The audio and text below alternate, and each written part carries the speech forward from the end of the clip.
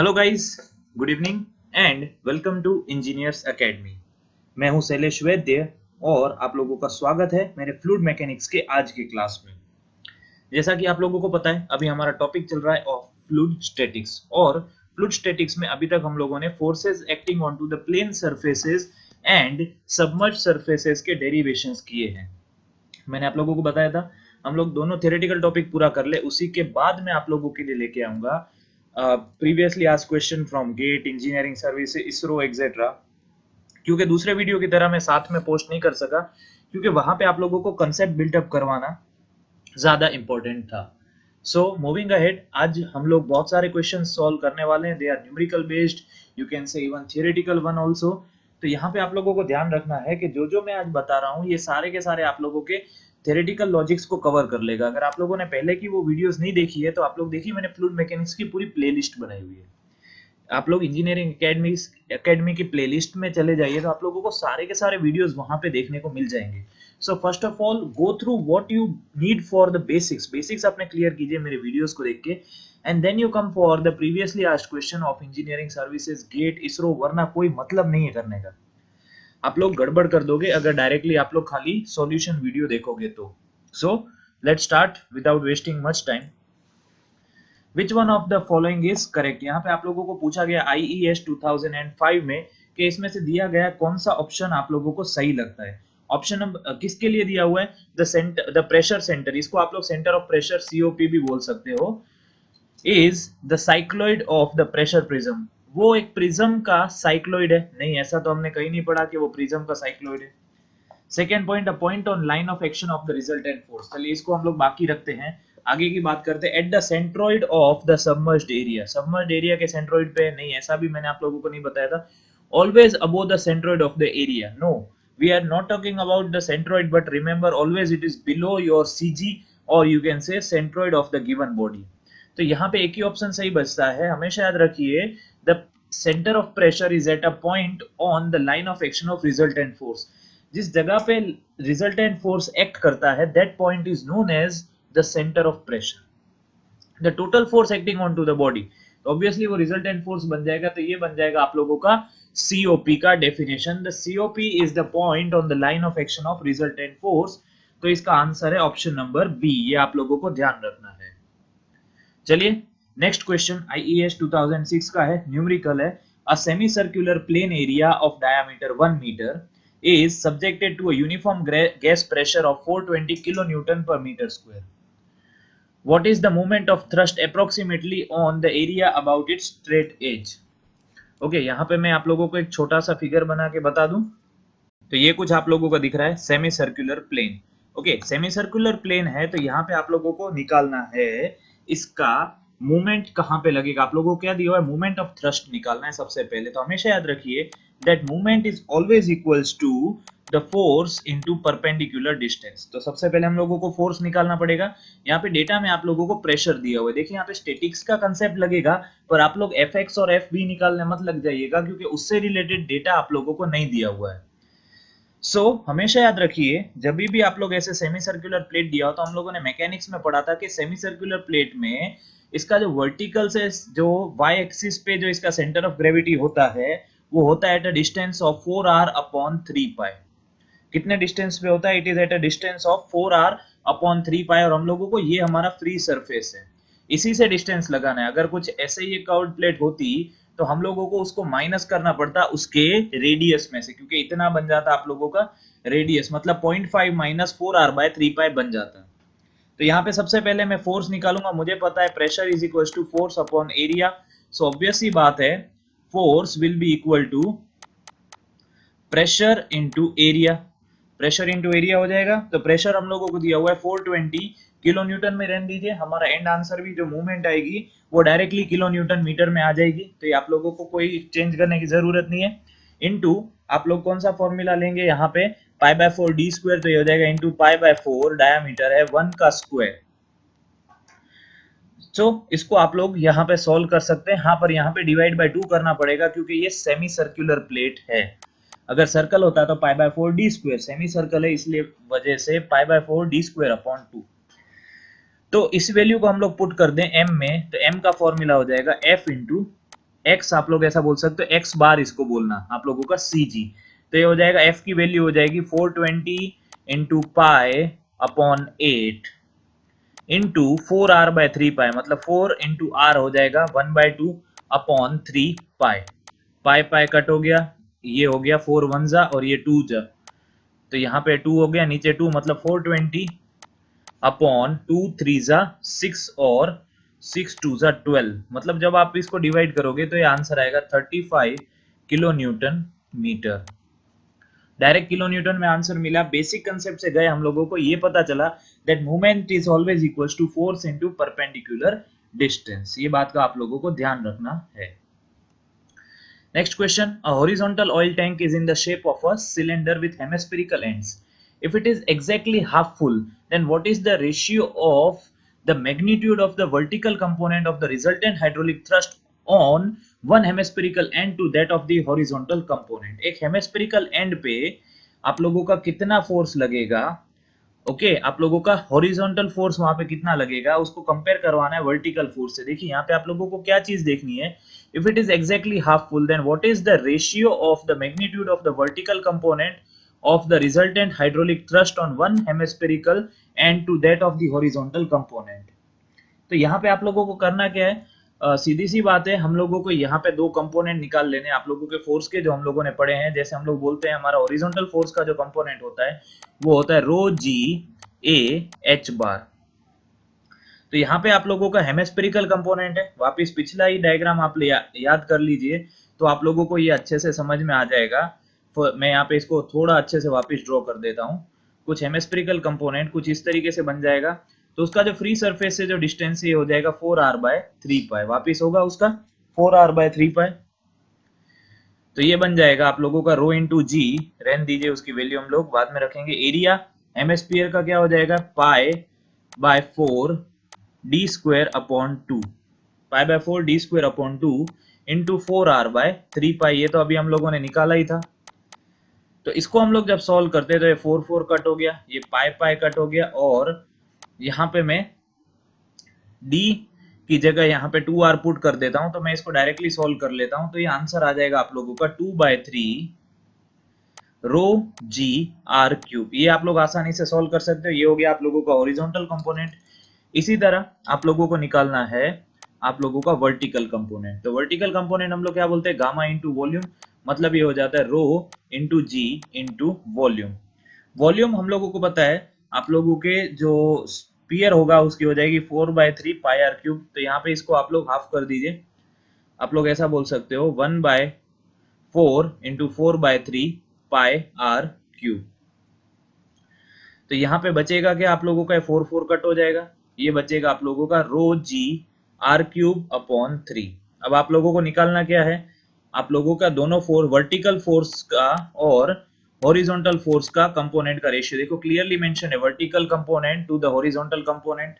तो यहाँ पे आप लोग जब दोनों रेशियोज को डिवाइड कर देंगे तो ये बन जाएगा आप लोगों का, पहले ये आ जाएगा rho G R cube upon 3 into 2/3 rho G R cube. 3 3 cut, rho G R cube cut, और यहाँ पे बच रहा था एक पाई। कौन सी वैल्यू में आप लोगों का पाई बच रहा है, नहीं पाई कहीं नहीं बच रहा है, इस वजह से ये हो जाता है आप लोगों का 1/2 पर। यहाँ पे सारी वैल्यूज पाई के फॉर्म में दी हुई है, इसलिए आंसर बन जाएगा ऑप्शन नंबर बी। तो ये आप लोगों को ध्यान रखना है, option number B will become your answer. यहाँ पे पाई बच रहा है, ये वाले में पाई कट नहीं हो रहा है, तो यहाँ पे बच जाएगा आंसर आप लोगों का पाई/2। तो ये इस तरीके से आप लोग, आई थिंक आप लोगों को हेमिस्फेरिकल कंपोनेंट के दोनों हॉरिजॉन्टल फोर्स और वर्टिकल फोर्स निकालना बहुत अच्छे से आ गया है। तो ये आप लोगों को ध्यान रखना है। चलिए let's move ahead to the next question. Rectangular water tank full to brim, मतलब पूरा टॉप तक भरा हुआ है, आप लोग ऐसा मान के चल लीजिए, has its length breadth and height in the ratio of 2:1:2। the ratio of the hydrostatic forces at the bottom to that at any large vertical surface is dash। ये देखिए इंजीनियरिंग सर्विसेज 1996 का ये क्वेश्चन था। हम लोगों ने यहाँ पे क्यूब बना लिया है और इसके तीनों डायमेंशन मान लेते हो जा रहा है आप लोगों का लेंथ, ये ब्रेथ, और ये पूरी बन जा रही है हाइट। तो LBH का रेशियो होता है, हमेशा याद रखिए LBH। तो हम लोग बोल सकते हैं length will be your 2x breadth हो जाएगी खाली x, और हाइट जो हो जाएगी वो आप लोगों की वापस हो जाएगी 2x।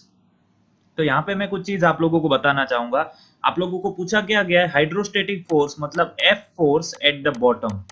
तो हाइड्रोस्टेटिक फोर्स जो होता है वो कुछ नहीं होता है आप लोगों का रो जी ए एच बार या रो जी ए एक्स बार, जो भी आप लोग बोलो वो होता है। अब आप लोगों को निकालना है ये वैल्यू आप लोगों के बेस पे। तो यहाँ पे कुछ ऐसा बेस होगा जो यहाँ पे हम लोग डॉटेड लाइन से अच्छे से देख नहीं पा रहे हैं, मैं यहाँ पे वर्टिकल लाइन से जोड़ दूं तो एक क्यूब कुछ इस तरीके से दिख रहा होगा। तो यहाँ पे रो और जी तो अभी रहने दीजिए, एरिया बेस का क्या हो जाएगा, लेंथ इंटू ब्रेथ, आप लोग अच्छे से देख सकते हैं। सो this will B 2x into x, और x बार क्या हो जाएगा, इसके सेंटर का हमारे फ्री सरफेस से डिस्टेंस, तो वो तो हमारी हाइट ही हो जाएगी। तो हाइट कितनी है, that is again into 2x। तो ये हो जाएगा आप लोगों का 2 2 जा 4 rho G X cube. That means the force acting onto the bottom of your surface is equals to rho g x cube। इसी तरह आप लोगों को फोर्स निकालना है कोई भी वर्टिकल सरफेस के ऊपर। वर्टिकल सरफेस फॉर एग्जांपल मैं ये वाला ले लूं, तो यहाँ पे मैं लिख देता हूँ the force acting on the larger vertical surface vs लिख देता हूँ। This will also be equal to rho G A X bar. यहाँ पे एरिया क्या हो जाएगा, ऑब्वियसली इसका एरिया होगा लेंथ इंटू हाइट। तो ये रो जी ऐसे ही रहने दे, रो इंटू जी। अब एरिया हो जाएगा, लेंथ हो जाएगी 2x, हाइट भी हो जाएगी 2x। अब इसका x बार कैसे निकालेंगे, तो x बार मतलब इसका सेंटर, इसका सेंटर क्या हो जाएगा, इसकी हाइट का आधा मतलब 2x डिवाइडेड बाय 2 मतलब खाली बचेगा x। तो ये भी हो जाएगा 4 रो जी एक्स क्यूब। अब आप लोगों को दोनों का रेशियो निकालना है। सो ऑब्वियस सी बात है F bottom upon F vertical surface दोनों कट होके बन जाएगा 1 ratio. Option number B becomes your answer. कुछ नहीं था, थोड़े बहुत कंसीडरेशंस के ध्यान रखने थे आप लोगों को, खाली इतना समझना था। चलिए आगे बढ़ते हैं on one of the important problem. ये बहुत इंपॉर्टेंट है, ये आप लोगों को समझना। A circular plate of 1.5 mm meter diameter is submerged in the water with its greatest and least depth below the surface being 2 meter and 0.75 meter respectively. What is the total pressure approximately onto the face of the plate? यहाँ पे याद रखिए आप लोगों को total pressure कहाँ पे निकालना है, उसके फेस पे। तो ये प्लेट जो है कुछ इस तरीके से पड़ी है, यहाँ पे मैं बनाना चाहूंगा। ये मान लीजिए आप लोगों का फ्री सरफेस है, और ये आप लोगों का जो है ये सर्कल है। ये सर्कल जो है top surface it is at a distance of 0.75। कितने डिस्टेंस पे है, 0.75। और आप लोगों का जो बॉटम है इसका that is at a distance of 2 metre. अब यहां पे देखा जाए तो इसका डायामीटर, तो अगर आप लोग ये प्लेट समझ रहे हो ऐसे पड़ी है, तो ये जो है इसका डायामीटर हमको गलत दिया हुआ है, क्योंकि 2 माइनस 1.75 करेंगे तो 1.25 आएगा। यहाँ पे तो डायामीटर दिया हुआ है 1.5। दैट मीन्स हम लोगों ने जो डायग्राम बनाया है वो गलत है। यहाँ पे स्टूडेंट्स इस क्वेश्चन में सबसे ज्यादा गलती करते हैं, इसलिए मैंने बोला ये इंपॉर्टेंट क्वेश्चन है। इंपॉर्टेंट क्वेश्चन है इस वजह से। अब ये देखिए डायग्राम आप लोगों का कैसे बन जाएगा। This will be the forces acting on to your plane surface, मतलब ये प्लेट आप लोगों की जो सर्कुलर प्लेट होगी वो कुछ इस तरीके से पड़ी होगी। मैं खाली इसका व्यू बना के काम चला लूंगा, इसका प्रोजेक्शन बना के। तो ये आप लोगों को दिया हुआ है कि इसका जो टॉप है ये सरफेस से 0.75 मीटर पे है, और जो बॉटम है it is at a distance of 2 metre. ये ध्यान रखना है आप लोगों को। तो यहाँ पे भी हम लोगों को निकालना क्या है, टोटल प्रेशर। तो टोटल प्रेशर का फॉर्मूला हो जाता है F is equals to rho G A X bar. Rho into G तो है आप लोगों के पास ऑब्वियसली। एरिया क्या हो जाएगा, सर्कुलर प्लेट है मतलब pi by 4 D square. D कितना है 1.5, तो पाई बाय 4 1.5 का स्क्वायर। अब आई बात एक्स बार की। तो एक्स बार ज्यादातर स्टूडेंट क्या करेंगे कि इसका सेंटर डायमीटर का आधा करके उसमें 0.75 ऐड करेंगे, मतलब 1.5 लिख के आंसर निकाल लेंगे। और वो आंसर जब आप लोग सॉल्व करोगे तो वो कुछ आंसर आप लोगों का यहाँ पे किसी भी वैल्यू से मैच नहीं हो रहा होगा, ऐसा आएगा। यहाँ पे आप लोग गलती कर रहे हो, ये प्लेट इस तरीके से पड़ी नहीं, क्योंकि मैंने आप लोगों को जो डायमीटर का डिफरेंस बताया एग्जाम में शायद आप लोग नोट ना करो इस डिफरेंस को, पर ये आप लोगों के लिए बहुत इंपॉर्टेंट है। तो इस वजह से यहाँ पे आप लोगों को समझना है कि प्लेट किस तरीके से पड़ी है।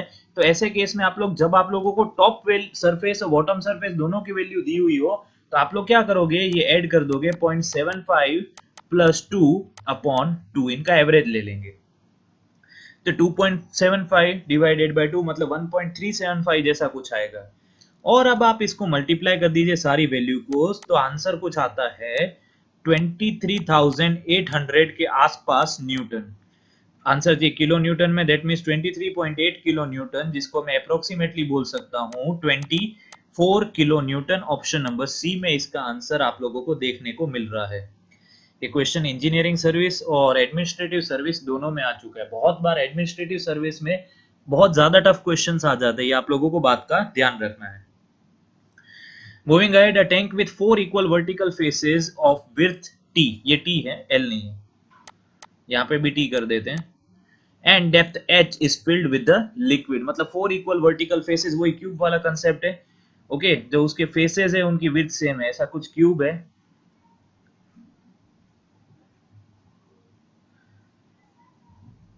ठीक है, ये क्यूब बना लिया, तो सबकी विड्थ जो है वो टी टी टी है। ये 4 इक्वल फेस है और इसकी हाइट है h। If the force on any vertical side, मान लीजिए force on any vertical side is equals to force on bottom. मैंने आप लोगों को दोनों निकालने बता दी दिए, फोर्स ऑन बॉटम और फोर्स ऑन वर्टिकल साइड दोनों निकालने बता दिए आप लोगों को। तो फोर्स ऑन बॉटम क्या हो जाएगा, हमारा formula row G A X bar. तो बॉटम पे रो इंटू जी, एरिया क्या हो जाएगा टी इंटू टी, और एक्स बार क्या हो जाएगा टोटल हाइट मतलब एच, ये आप लोगों को पता है, मैंने आप लोगों को पिछले वाले प्रॉब्लम में ही बताया। तो ये हो जाएगा रो जी इंटू टी स्क्वायर एच। इसी तरह आप लोगों का वर्टिकल फोर्स पे जो लगेगा रो जी ए एक्स बार, तो ये हो जाएगा रो इंटू जी, एरिया क्या हो जाएगा एच इंटू टी। ये वर्टिकल फेस मैंने ले लिया, तो इसका एरिया क्या हो जाएगा h इंटू टी। और इसी तरह उसका x बार क्या निकल के आएगा, तो x bar will be h by 2, तो ये बन जाएगा rho g h square T by 2। अब आप लोगों को दोनों वैल्यू दी हुई है कि ये इक्वल है, F B is equal to F B ऐसा दिया हुआ है। वर्टिकल साइड का जो फोर्स लग रहा है that is equal to the force acting on to the bottom, ये आप लोगों को समझना है। तो यहाँ पे अगर मैं वैल्यू पुट करूं दोनों को, तो ये हो जाएगा rho G T square H is equal to rho G H square T by 2। सबसे पहले रो जी कट हो जाएगा, यहाँ पे टी स्क्वायर एक टी कट, एच स्क्वायर एक एच कट, तो यहाँ पे बचेगा क्या T is equal to H by 2। That means you can say that H by T is equal to 2। कहां पे दिख रहा है, ऑप्शन नंबर ए में दिख रहा है। ये क्वेश्चन IAS 2000 और IES 1998 में पूछा गया था। तो ये बहुत आसान क्वेश्चन है, ये आप लोगों को समझना है अच्छे से। Next question, one of the most IMP, मैंने आप लोगों को पढ़ाते समय बताया था ये क्वेश्चन ना एग्जाम में ऐसा हो नहीं सकता। क्या बोल रहे हैं यहाँ पे, the vertical component of the hydrostatic force on a submerged curve surface is equals to. जो आप लोगों का कर्व्ड सरफेस होता है उसका जो वर्टिकल कंपोनेंट होता है वो किसके इक्वल होता है, तो मैंने आप लोगों को पहले भी बताया था। देखिए दो कंपोनेंट होते हैं, एक होता है आप लोगों का वर्टिकल कंपोनेंट और एक होता है हॉरिजॉन्टल कंपोनेंट। हॉरिजॉन्टल कंपोनेंट हम लोग निकालते हैं by the concept of the projected area, वो प्रोजेक्टेड एरिया की वैल्यू हम लोग निकाल लेते हैं। वर्टिकल कंपोनेंट को हम लोग बोलते हैं it is the weight of liquid above the submerged curved surface. Weight of the liquid above the submerged curved surface मतलब ये हो जाएगा wait of liquid vertically above it. ये याद रख लीजिए, the vertical component of the hydrostatic force on the submerged curved surface is the weight of liquid vertically above it. याद रख लीजिए wait of liquid vertically above it, दिमाग में बिठा लीजिए। Same way, what is the vertical component of pressure force on the submerged surface equal to. यहाँ पे अब देखिए क्वेश्चन अलग तरीके से पूछ लिया, पूछा तो वर्टिकल कंपोनेंट ये IAS 2008 में पूछ लिया कि वर्टिकल कंपोनेंट जो कर्व्ड सरफेस के ऊपर एक्ट करता है उसको आप लोग किस तरीके से डिफाइन करेंगे, तो उसको हॉरिजॉन्टल कंपोनेंट के इक्वल डिफाइन करेंगे। नहीं, ऐसा तो हो नहीं सकता। The force on the vertical projection of curved surface, नहीं प्रोजेक्शन नहीं होता है, फोर्स होता है पर वो प्रोजेक्शन का फोर्स नहीं होता है। The product of pressure and the centroid, ये भी नहीं है। The gravity force of liquid vertically above the curved surface, ये है, हमेशा याद रखिए that gravity force is nothing but the weight. खाली आप लोगों की भाषा बदल दी है यहाँ पे लिखने की, it is nothing but the gravity force और the weight of liquid vertically above the surface up to the free surface of the liquid। याद रख लीजिए वर्टिकल कंपोनेंट के साथ वेट लिखे, ग्रेविटी फोर्स लिखे, एक ही बात है। आई थिंक आप लोगों को ये बहुत अच्छे से क्लियर हो गया होगा, अब गड़बड़ नहीं होनी चाहिए। Next, resultant pressure of liquid immersed in case of an immersed body acts through which one of the following? Resultant pressure कहां पे एक्ट करता है? तो सीधी सी बात है, वो हमेशा सेंटर ऑफ प्रेशर पे एक्ट करता है. Always remember the resultant pressure in case of immersed body always act onto the center of pressure. Resultant pressure always act onto the center of pressure. दिमाग में इसको बिठा लीजिए अच्छे से. अगला क्वेश्चन है, a circular annular plate bounded by two concentric circles of diameter 1.2 meter and 0.8 meter is immersed in the water with its plane making an angle of 45 degree with the horizontal. The center of the circle is 1.62 meter below the free surface. What will be the total force on the face of the plate? So, यहाँ पे आप लोगों का ये diagram भी आ गया है. यहाँ पे ये आप लोगों की सर्कुलर प्लेट का कुछ साइड व्यू मैंने ऐसा बनाया, ऐसी प्लेट है जिसको प्रोजेक्ट इस तरीके से किया हुआ है. This you can say that this is an angle of 45 degree with the horizontal. अब आप लोगों को यहाँ पे डेटा क्या दिया हुआ है कि इसका जो आउटर डायमीटर है ये बोल सकते हो 1.2 मीटर है और इनर डायमीटर है 0.8 मीटर. अब यहाँ पे आप लोगों को एक और चीज दी हुई है, the centre of the circle is 1.625 metre below the free surface. ये जो है यहाँ पे सेंटर अगर ऐसा मैं मान लू, so this height is given to you as 1.625 metre from the free surface. मतलब इसका है मतलब है आप लोगों को डायरेक्टली x बार दे दिया गया है. What will be the total pressure force of the plate. तो यहाँ पे आप लोगों को डायरेक्टली प्रेशर फोर्स की वैल्यू निकालनी है, कुछ खास करने की जरूरत है ही नहीं आप लोगों को. डायरेक्टली यहाँ पे हम लोग लिख सकते हैं F is equals to rho G A X bar. You can say that rho into G A 9810 ऐसे ही रहने दीजिए. एरिया क्या हो जाएगा? सर्कुलर प्लेट है, होलो सर्कुलर प्लेट, तो ये हो जाएगा पाई बाय 4. 1.2 आउटर डायमीटर का स्क्वायर माइनस इनर डायमीटर 0.8 का स्क्वायर, ऐसा हम लोग बोल सकते हैं. इनटू एक्स बार आप लोगों को दिया हुआ है 1.625. तो आप लोगों को खाली इसको सॉल्व कर लेना है और ये आंसर जो आता है अप्रोक्सीमेटली कुछ 9998 न्यूटन आया था. So you can say that 9.99 kilo newton. Nearest answer matching is option number B, 10 kilo newton from the given options. 10 kilo newton इसका आंसर बन रहा है. सो ये क्वेश्चन आईएएस 2004 में आया था. बहुत अच्छा क्वेश्चन है, आप लोगों को ध्यान रखना है. Next question, a plate of rectangular shape having the dimensions of 0.4 and 0.6 meter is immersed in the water with its longer side vertical. Okay, the total hydrostatic thrust on one side of the plate is estimated as 18.3 kilonewton. All other condition remaining same. If the plate is turned through an angle of 90 degree, then its longer side remains vertical. Then what would be the force on one of the plate? तो यहाँ पे ज्यादातर students कुछ calculation करने लगेंगे और वहां पे परेशान होने लगेंगे. तो हमेशा याद रखिए, मोस्ट ऑफ द केसेस में आप लोगों का जो एफ एक्स होता है it is rho G A X bar. आप लोगों की प्लेट वही की वही है, खाली आप लोगों ने टर्न करी तो एरिया तो वही का वही रहेगा, एरिया चेंज नहीं करेगा. एक्स बार चेंज नहीं होगा क्योंकि वो आप लोगों की वर्टिकल प्लेट पहले ऐसे पड़ी थी तो आप लोगों ने घुमा के ऐसे रख दी. अगर आप लोग वर्टिकल एक्सिस में ही टर्न कर रहे हैं so X bar will also not change, it will remain constant. तो ऐसे केसेस में आप लोगों को सीधा याद रखना है that your the thrust आप लोगों को जो दिया हुआ है this will be equal and this will only be your answer 18.3 kilo Newton. so your answer is option number B. कुछ सोचने की जरूरत ही नहीं है. चलिए let's move ahead to the next question. Consider the following statement about the hydrostatic force on the submerged surface. It remains same when the surface is turned and it acts vertical even when the surface is turned. इसमें से कौन से सही है? तो अभी मैंने जैसे आप लोगों को बताया, for this case only option number 1 is correct. आप लोगों का जो हाइड्रोस्टेटिक फोर्स होता है वो सेम रहता है अगर आप लोग सरफेस को टर्न कर दो, पर वर्टिकली इवन नहीं रह सकता. ये आप लोगों को आपके कंसीडरेशन में ध्यान रखना है that the hydrostatic forces on the submerged surface remain same even when your surface is turned. Next question, cylindrical gate is holding the water on one side. एक तरफ ही वाटर है. देखिए यहाँ पे मैं बताना चाहूं तो इस तरफ ही खाली वाटर आप लोगों का इसमें भरा हुआ है. The resultant vertical component of force of water per meter width of the gate, per meter width of the gate. ठीक है, तो यहाँ पे समझिए हम लोग बोलते हैं जो आप लोगों का जो वर्टिकल कंपोनेंट होता है फोर्स का, हमेशा that is equals to your weight of liquid above the curved surface. तो यहाँ पे क्या हो जाएगा, wait of liquid above the curved surface, यहाँ पे इतने में ही भरा हुआ है पानी, तो जितना मैंने हैचिंग किया हुआ है। तो इसका जो आप लोगों को वेट लगेगा गेट के ऊपर, वो आप लोग किस तरीके से निकाल सकते हो, this will be the weight of liquid for the half cylindrical portion, इसके ऊपर, क्योंकि ये गेट है, ये कुछ इस तरीके से यहाँ पे आगे बढ़ रहा होगा।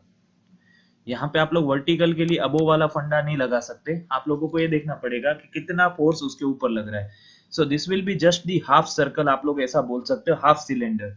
तो उसके लिए क्या हो जाएगा, rho into G into volume.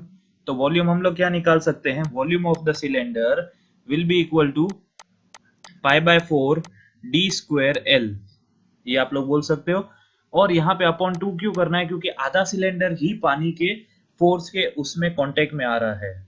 तो आप लोगों को ध्यान रखना है, हम लोगों को इतना ही ये निकालना था यहाँ पे इसका इफेक्ट। तो ये हो जाएगा वैल्यू, यहाँ पे आप लोग पुट कर दीजिए, तो ये हो जाएगा 9810 इंटू π/4।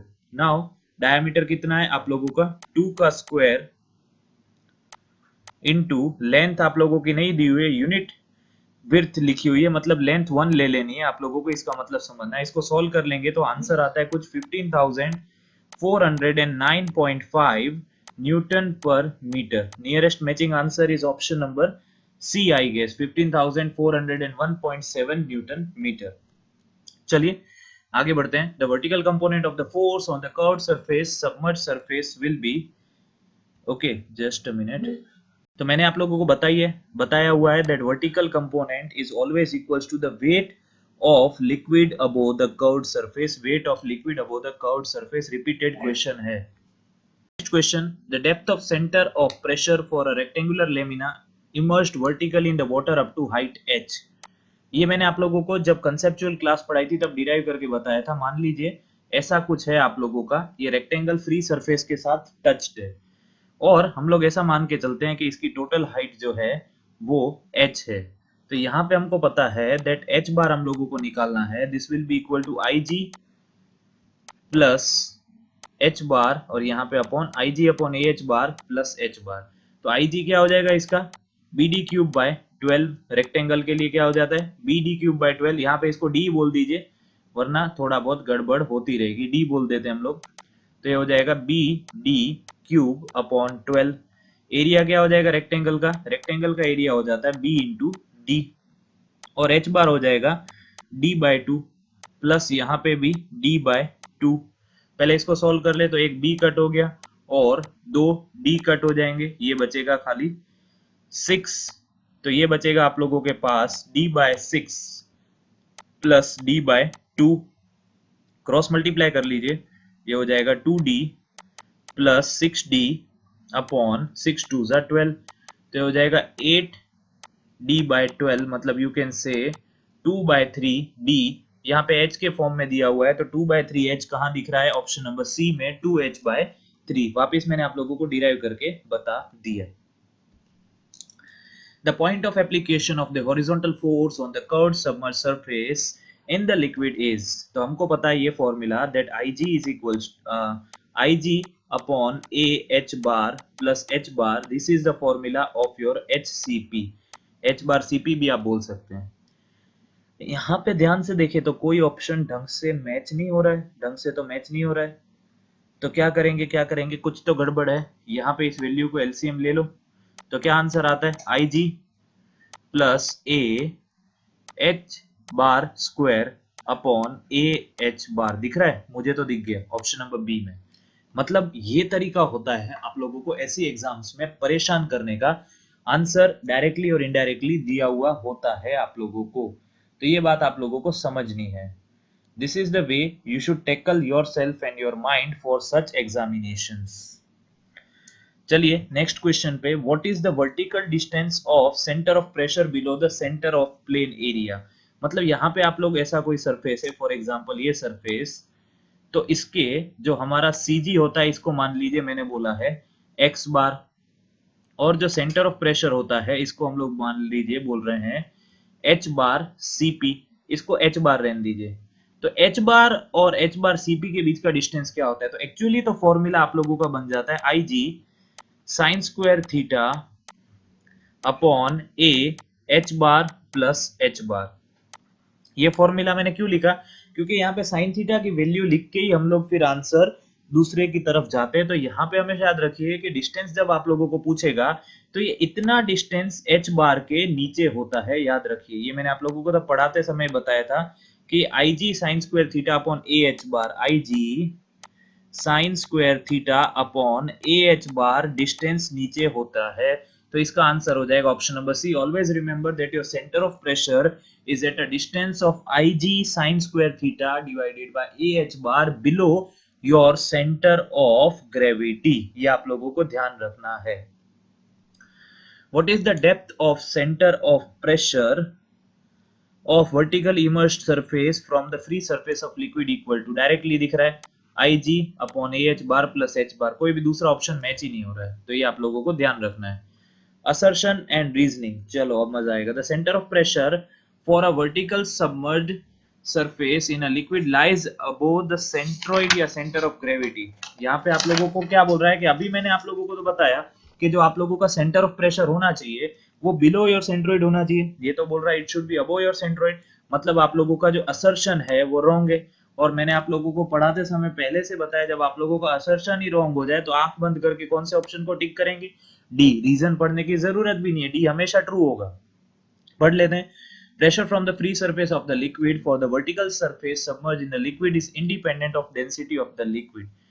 Yes, pressure जो होता है it is independent of density, it is not dependent on the rho, because आप लोगों का जो फॉर्मूला हो जाता है F का हो जाता है रो जी ए एक्स बार, और आप लोग प्रेशर निकाले तो pressure is equal to force per unit area, तो ये बन जाएगा खाली रो जी एक्स बार। सो यहाँ पे इसको रो से इतना फर्क नहीं पड़ेगा जितना आप लोग ओवरऑल यहाँ पे देखे जाएंगे कि इससे वो कनेक्टेड है या नहीं।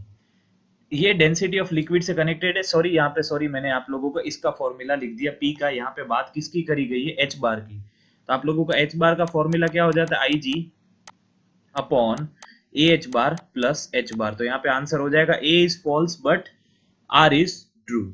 Next question, a circular plate is immersed in a liquid with the periphery touching the free surface and the plane makes an angle theta with the free surface with different values of theta, the position of center of pressure will be different। ये क्या बोल रहा है कि अगर आप लोगों के थीटा की पोजीशन आप लोग यहाँ पे फ्री सरफेस के साथ इसकी चेंज करोगे तो आप लोगों को अलग अलग वैल्यूज मिलती जाएगी।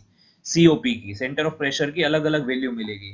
मतलब थीटा चेंज कर रहे हो तो आप लोगों को इसकी अलग अलग वैल्यू मिल रही है। चलिए हम लोग बात करते हैं सीओपी की अलग वैल्यू मिल रही है। सेकंड रीजन क्या दिया, since the centre of pressure is dependent on the second moment of area with different angles of theta, the second moment of area for the circular plate will change. देखिए पहली बात मैंने आप लोगों को कहीं भी इसमें सेकंड मोमेंट ऑफ एरिया और थीटा का रिलेशन नहीं पढ़ा है, मतलब रीजन तो एकदम गलत है।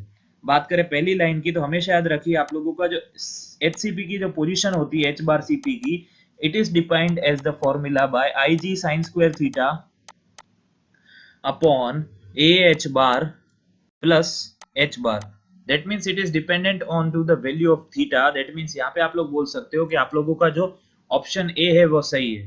तो यहाँ पे आप लोगों का बन जाएगा a is true but r is false, option number C. Next question, rectangular plate 0.75 meter into 2.4 meter is immersed in a liquid of relative density 0.25 with its 0.75 meter side horizontal and just at the water surface। If the plane of the plate makes an angle of 60 degree with the horizontal, what is the approximate pressure on one side of the plate। ये plate किस तरीके से पड़ी है मैं आप लोगों को बताने की कोशिश करूं। ये प्लेट कुछ इस तरीके से पड़ी है। ओके ये मैं इसका 3D डायग्राम बनाऊं तो ये कुछ इस तरीके से पड़ी है। और ये जो आप लोगों का जो यहाँ पे जो ये है ये 2.4 मीटर वाली साइड है, 0.75 मीटर वाली साइड ये है। तो हम लोगों को इतना पता चल गया। तो ये जो एंगल है ये 60 डिग्री है। इस डायग्राम को हम लोग थोड़ा वापस क्लीन कर ले। पहले मैंने 3D इसलिए बनाया so that you can understand it well. तो यहाँ पे now this plate is somewhat like this, I can say that this distance is 2.4 meter. ये एंगल जो है it is given as 60 degree. तो जब भी आप लोगों को ऐसा केस आए डायरेक्ट आप लोगों को हॉरिजॉन्टल फोर्स निकालने लग जाना चाहिए। Horizontal force Fx is equal to rho G area X bar. तो आप लोगों का रो जी तो 98 ना सॉरी इट्स नॉट वाटर। तो आप लोगों का रो कितना यहाँ पे दिया हुआ है तो रो हो जाएगा आप लोगों का 0.85 इंटू 1000 मतलब 850 इंटू 9.81 इंटू एरिया। आप लोगों का एरिया क्या हो जाएगा? Area will be length into breadth मतलब 2.4 into 0.75 you can say into X bar. अब देखिए यहाँ पे एक्स बार कैसे निकालेंगे, तो सबसे पहले आप लोग बात को समझिए दैट एक्स बार मतलब ये हाइट निकालनी है। So this will always be equal to आप लोगों की जो है इंक्लाइंड लेंथ है कितनी है 2.4 meter divided by 2 into your sine theta. ये दिमाग में बिठा लीजिए 2.4 इंटू साइन थीटा अपॉन 2 मतलब यहाँ पे हो जाएगा 2.4 साइन 60 अपॉन 2। तो इसको जब आप लोग सॉल्व करोगे तो अल्टीमेटली आंसर आ जाएगा 15,600 न्यूटन के आसपास। सो you can say that it is 15.6 kilo Newton यहाँ पे। Next question, a dam is having a curved surface as shown in the figure. The height of the water retaining the dam is 20 meter. The density of water is 1000 kg per meter cube. Assuming G is equals to 9.81 meter per second square, the horizontal force acting onto the dam per unit length is. तो यहाँ पे कोई dam था आप लोगों का ऐसा, आप लोगों को डायरेक्ट उसकी वैल्यू निकालनी है हॉरिजॉन्टल कंपोनेंट की, तो हम लोग निकाल सकते हैं Fx is equal to rho G A X bar directly. तो रो जी तो ये हो जाएगा 9810 इंटू हाँ 9810 हो जाएगा क्योंकि आप लोगों को डेंसिटी 1000 दी हुई है 1000 इंटू 9.81। अब एरिया क्या हो जाएगा? एरिया हो जाएगा हाइट 20 इंटू, अब आप लोगों को लेंथ दी हुई है यूनिट लेंथ मतलब लेंथ ले लेंगे 1 और एक्स बार क्या हो जाएगा डायरेक्टली 20 का आधा। बहुत इजी चीज है। सो दिस विल बी आप लोग सॉल्व कीजिए 1.962 into 10 raise to the power 6 newton. कहां पे दिया हुआ है? ऑप्शन नंबर सी में दिया हुआ है। A triangular dam of height h and base width b is filled to its top. The water as shown in the given figure. The condition of stability. तो यहाँ पे हमेशा याद रखिए स्टेबिलिटी कंडीशन यहाँ पे दो तरीके से होती है, दो फोर्सेस एक्ट कर रहे होते हैं। एक is your horizontal force acting somewhere over here जिसको मैं बोल सकता हूँ FH and the vertical force acting somewhere over here. तो यहाँ पे हमेशा याद रखिए ये जो डिस्टेंस होता है वर्टिकल फोर्स का this is equal to 2b/3 and ये जो आप लोगों का ये जो डिस्टेंस होगा this will always be equal to h/3। तो यहाँ पे आप लोगों की इक्वेशन बनेगी and these are equal.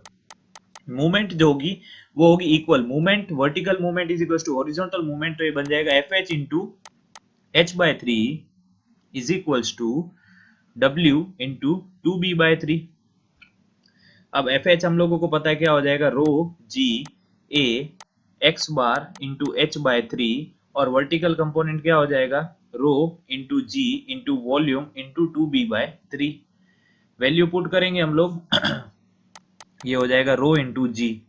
Area क्या हो जाएगा? अब देखिए यहाँ पे जब आप लोग इसका फोर्स देख रहे हो तो यहाँ पे एरिया ये कुछ रेक्टेंगुलर सरफेस पे ही लग रहा होगा जिसकी विड्थ हम लोगों को दी हुई नहीं है, हम लोग यूनिट विड्थ मान के चलेंगे। तो ये एरिया क्या हो जाएगा आप लोगों का?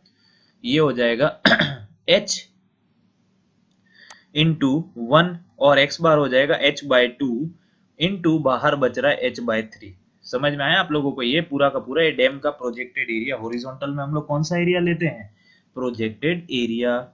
वर्टिकल में जब हम लोग बात करेंगे तो ये बन जाएगा यहाँ पे आप लोगों को इसकी स्पेसिफिक ग्रेविटी दी हुई है डैम के मशीनरी की 2.6 मतलब हम लोग यहाँ पे लेंगे रो की जगह 2560 into 9.81 into rho of water. ये आप लोगों को ध्यान रखना है। ओके तो और इंटू ये हो जाएगी अब आप लोगों की वॉल्यूम कैसे निकलती है एरिया इंटू विड्थ। तो ट्राइंगल का एरिया क्या हो जाता है 1/2 base into height into width तो 1 लिए और बाद में बच रहा है बार 2b/3 तो बच ही रहा है। अब यहाँ पे इसको कंपेयर कीजिए तो सबसे पहले आप लोग रो ऑफ वाटर कट कर देंगे, ये रो कट हो जाएगा 9.81 जी कट हो जाएगा। h यहाँ पे कितने बच रहे 1 2 3 एक h यहाँ से उड़ा देते हैं। तो आप लोगों के पास जब इस इक्वेशन को सोल्व करना है तो ये हो जाएगा h² is equals to 2560 upon 2b plus 2b/3। इसको जब सोल्व करोगे तो हमारे पास नियरेस्ट आंसर कुछ बचता है b is equals to 0.44 H 0.44 H का नियरेस्ट आंसर बचता है ऑप्शन नंबर डी 0.425, कुछ बचता नहीं है और हमारे पास। नेक्स्ट है IAS में, ये आ गया, ये रिपीटिंग क्वेश्चन है। मैंने आप लोगों को प्लेट बना के पढ़ाया था, पता है, सर्कल की प्लेट बना बना के वो 2 होल वाली बताया था, जिसका आंसर 24 किलो न्यूटन आया था, 23.8, ये हम लोगों ने किया हुआ है। Now let's move ahead to the SSC JEE questions। SSC JEE questions की बारी आ गई है।